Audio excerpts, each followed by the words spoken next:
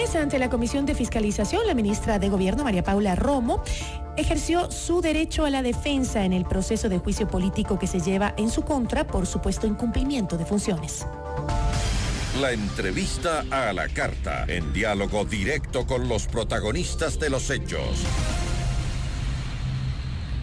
Nos acompaña la asambleísta de la Revolución Ciudadana, Amapola Naranjo, una de los tres interpelantes justamente del juicio político en contra de la ministra María Paula Romo. ¿Cómo está, asambleísta? Gracias por acompañarnos. Muy bien, muchísimas gracias por el espacio. Un saludo fraterno a la audiencia.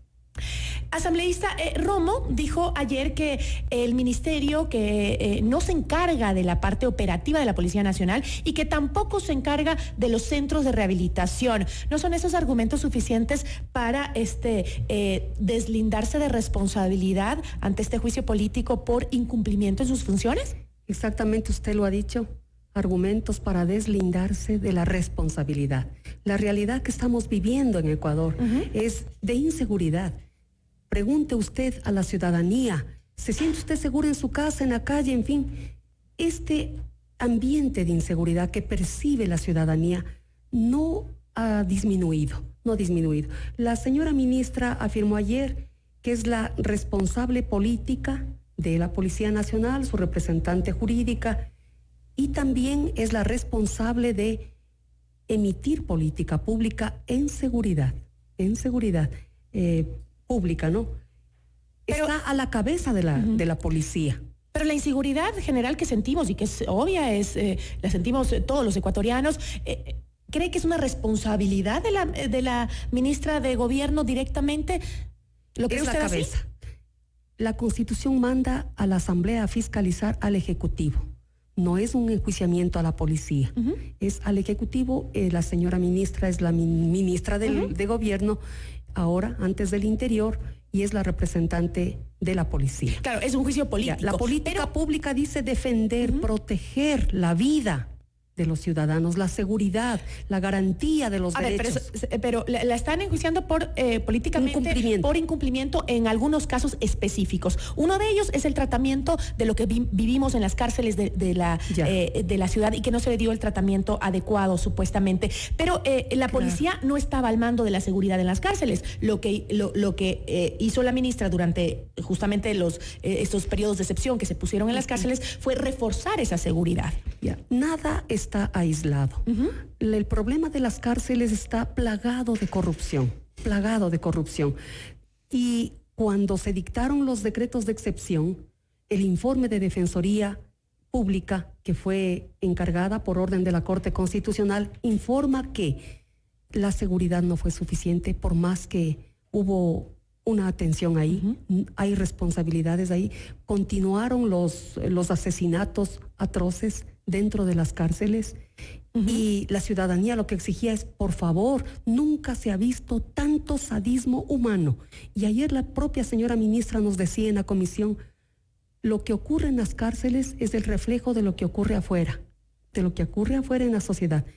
Cuando nosotros nos enteramos de crímenes atroces dentro, de femicidios constantes que no han rebajado contra las mujeres, de crímenes, violaciones, etcétera, contra niñas, niños y adolescentes, significa que algo está pasando. ¿Por qué eso? Que nuestra sociedad es enferma, que no es capaz de cuidar a los niños, niñas y adolescentes y a las mujeres.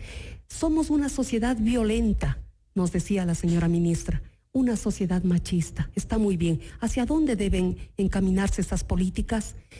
Claro, intervienen muchos ministerios porque todo está correlacionado, educación, salud, los medios de comunicación, etcétera, etcétera. Pero cada ministro también, a la vez que coordina, es responsable de su sector, ¿no? La seguridad ciudadana debe garantizarnos esa política. En el caso de la crisis carcelaria, aunque diga que no es responsable, tiene 2,000 agentes de policía en las cárceles. ¿Y dónde ocurre la corrupción? ¿Por dónde pasan los filtros de ingreso? Está a cargo de la policía. Está a cargo de la policía. De la seguridad en las cárceles. ¿No cree que como está a cargo de los filtros? Es un tema institucional? O sea, el tema de la corrupción dentro de las cárceles no viene de este gobierno, no viene de hace pocos años. O sea, es un tema ya estructural dentro de del manejo de las cárceles, ¿no? Claro que sí. Incluso hablábamos aquí alguna vez con un analista que decía algo que a mí me quedó muy marcado, y es el hecho de que, por ejemplo, cómo cortamos el ingreso de las drogas a las cárceles en el país. Y dijo, eso podría ser un riesgo gravísimo, porque si tú cortas el ingreso de drogas en las cárceles, el nivel de abstinencia que vas a tener ahí dentro y que no tienes cómo tratarlo, podría generar un problema aún mayor, como el de asesinatos, crímenes. O sea, es difícil el tratamiento. Claro y no creo sí. que es de un día para el otro, ¿no? Porque como en varias instituciones del Estado, la corrupción también ahí debe estar más enquistada que en ningún lado. Claro que sí. La policía tiene a cargo el control de la periferia de las cárceles, está muy bien, y todos los controles. Yo he ido a visitar a una persona privada de la libertad y he podido constatarlo. ¿Dónde está la corrupción? ¿Por dónde pasan las armas adentro de las cárceles y, por ejemplo, teléfonos celulares? Filmaron los detenidos, los crímenes atroces que pudimos enterarnos con horror desde acá afuera. ¿Por dónde pasa? Por los filtros de la policía. ¿Qué tenía que hacer la señora ministra? Un ratito, aquí hay que depurar, investigar, ver qué está pasando en esos filtros que tiene a cargo la policía, así que no es irresponsable. Ahora, ese es uno de los casos por los que se le sigue, de los argumentos por los que se le sigue juicio político a la ministra, pero también el otro es el uso de aeronaves de la policía por ella y por su familia, ¿no? Ella ha alegado ayer en la asamblea, en su defensa, ha dicho que esto se justifica, que sí no lo ha negado, ha dicho que sí lo ha utilizado para ella y para su familia, los aeronaves de la policía, pero dice que lo ha hecho como parte de su seguridad y justificándose con la exposición al riesgo que tiene su cargo, obviamente, ¿no? Y que, pues, incluso que dice que eso es una decisión de la gente que se encarga de su seguridad, el decirle, bueno, se va en esta aeronave o dónde tiene que irse, ¿no?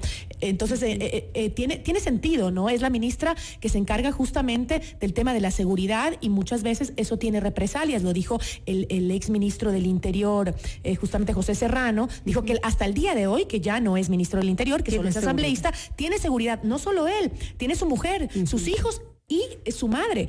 Y creo que tiene un sentido, ¿no? Hay muchas bandas de narcotráfico, hay una delincuencia terrible, bandas organizadas, profesionales que fueron desarticuladas también durante su periodo, y lo mismo estaría haciendo la ministra Romo, y que eso amerita que tenga una mayor seguridad, Tener ¿no? guardias de seguridad está muy bien, es un cargo sumamente delicado, peligroso, su familia igual. El exministro del Interior, José Serrano, manifestó ayer que él jamás, como ministro, utilizó un helicóptero o el avión de la policía. Para efectos personales. Jamás, para vacaciones, etcétera. Que él siempre usó para ello con su familia. Por supuesto, los guardias de seguridad estarían siempre pues con él, pero usó aviones comerciales y su vehículo particular. Entonces, él decía tampoco hubiera autorizado ningún ministro utilice para cuestiones personales cuando estamos en feriados o vamos de vacaciones para nuestros familiares, ni para el ministro en sí mismo. Yo no puse esa causal por cuanto los otros compañeros que son también peticionarios de este enjuiciamiento no somos todavía interpelantes, porque ello depende del informe que vaya a salir de la Comisión de Fiscalización.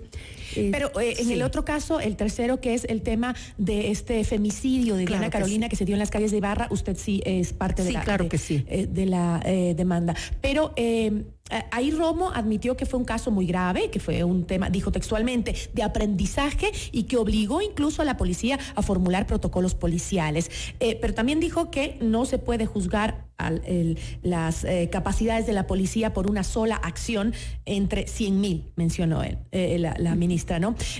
Que en cierta forma tiene razón, ¿no? Pero sí también hay razón en que la policía no está bien formada para enfrentar el nivel de delincuencia que tenemos hoy en día. Así es la respuesta es sí y no, usted lo ha dicho, tiene en parte razón. No puede estar detrás de cada operativo. Y también decía, no se puede denostar a la policía por 1, 2 o 3 casos aislados. Sin embargo, esos casos aislados conmocionaron al país y la ciudadanía espera respuestas de sus autoridades, ¿no? Dice, a ver, ¿qué pasó con esto? ¿Qué pasó con esto otro? ¿Cómo cuándo? En el pasado se decía, se desarticuló tal banda, se apresó a tal delincuente. En fin, esto le da esa satisfacción a ciudadanía esa percepción de que el Estado la está que también protegiendo. Es importante, ¿no? Claro que sí. No es el enjuiciamiento contra la policía y está muy bien que lo hayan reconocido, que esto amerita mayor formación. Y entonces a esto va la siguiente causal que yo enuncié, ¿no?, como causal del enjuiciamiento por incumplimiento de funciones, debido a que la ley integral para prevenir y erradicar la violencia contra la mujer, ley orgánica integral, le dio el plazo de 6 meses, precisamente al Ministerio Rector encargado de la Seguridad Pública, que es el Ministerio del Interior, ahora de Gobierno, para que haga el levantamiento del registro de la violencia y también para esto de la capacitación. Porque si bien la señora ministra enunció que dentro de la policía existe un departamento especializado de violencia contra la mujer, que está muy bien, pero lo que la ley le mandó es a que por lo menos un agente de policía esté capacitado, especializado en temas de violencia contra la mujer dentro de cada UPC y dentro de cada y hasta ahora VC. No se lo ha hecho. Y esto sí, en realidad, usted me decía en parte sí. Me explicó pues y demostró que ha habido varias reuniones, tanto para el registro único como también capacitaciones en general. Ahora, tengo que... En los UPC y VC todavía no contamos. Todavía no contamos con ese servicio. Ahora, para cerrar, porque se me acaba el tiempo, claro que sí. Me gustaría saber su percepción ahora que habla usted que es mujer y que habla del tema también de la violencia contra la mujer y el tema del machismo que viene de la violencia, ¿no? Y me gustaría saber qué opina usted sobre si no le pareció de tintes machistas la pregunta del asambleísta Jimmy Candel, justamente en la comparecencia de la ministra, quien le consultó cuál es su diferencia entre sus funciones y la de su vida conyugal, le preguntó a la ministra en medio de su comparecencia. ¿No le pareció una pregunta machista como creo que le pareció a la ministra? Yo creo que las mujeres nos pueden preguntar si es que estamos en un cargo de autoridad. Creo que la intención de la pregunta fue esa división entre cuando uno está ejerciendo funciones de un cargo y cuando tenemos actividades familiares.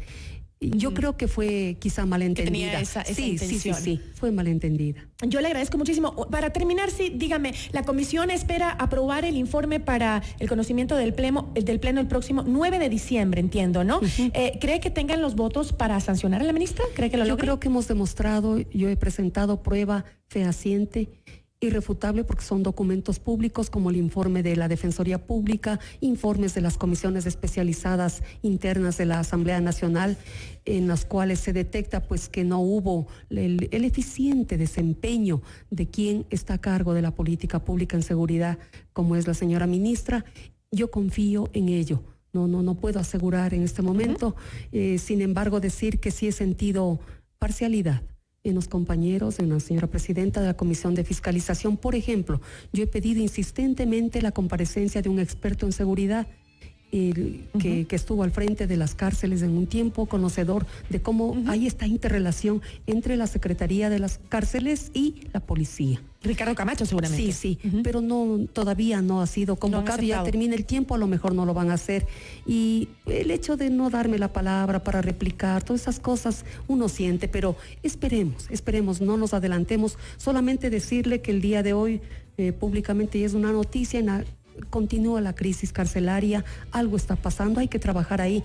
Asesinado Telmo Castro, que estaba en la Regional 8 del Guayas, ¿no? Vinculado al narcotráfico, etcétera. Significa que las bandas siguen operando dentro de las cárceles, que hay armas. Definitivamente algo hay que hacer ahí, ¿no? No se ha hecho lo suficiente. Le agradecemos muchísimo a Amapola Naranjo, asambleísta de la Revolución Ciudadana y ponente del juicio político en contra de la ministra María Paula Romo. Gracias por habernos acompañado. Muy amable. Siempre a la orden. Esto es Notimundo La Carta, siempre bien informados. Aquí me despido. Una buena tarde para todos. Soy Gisela Bayona. Nos vemos el día de mañana con más información en Notimundo La Carta.